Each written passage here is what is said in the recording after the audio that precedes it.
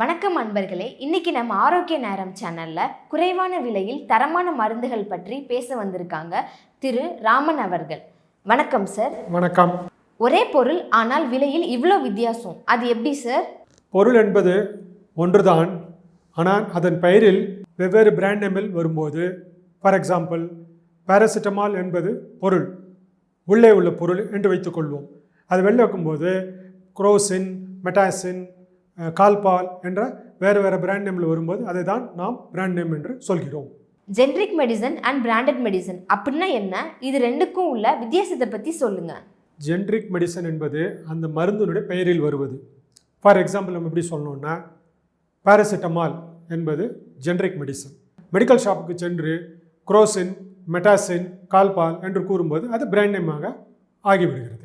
இது போன்ற branded medicines low ப்ரைஸில் கிடைக்குமா? கிடைக்கும். medZone.org என்ற ஆன்லைனில் 500க்கும் மேற்பட்ட எங்களுடைய மருத்துவ பொருட்கள் அதில் ஆன்லைனில் நாங்கள் வச்சுருக்கோம்.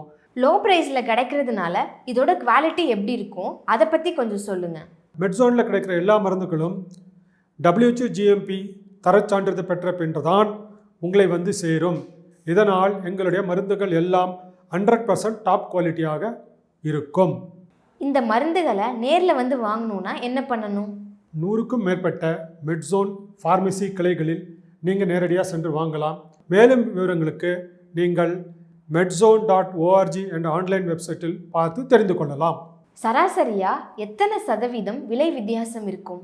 உதாரணத்துக்கு டெக்டானஃபில் சிட்ரேட் என்ற மாத்திரை பல கம்பெனியில் தயாரிக்கப்படுகிறது. அதனுடைய விலை 97 ரூபாய் என்றால், நாங்கள் தயாரிக்கும் டெக்டானஃபில் சிட்ரேட் செக்ட்ராபவர் என்ற மாத்திரை விலை 1 ரூபாய் தான். இதன் வித்தியாசம் 97%. ஏன் இமயமலை சைஸில் இந்த விலை வேறுபாடு?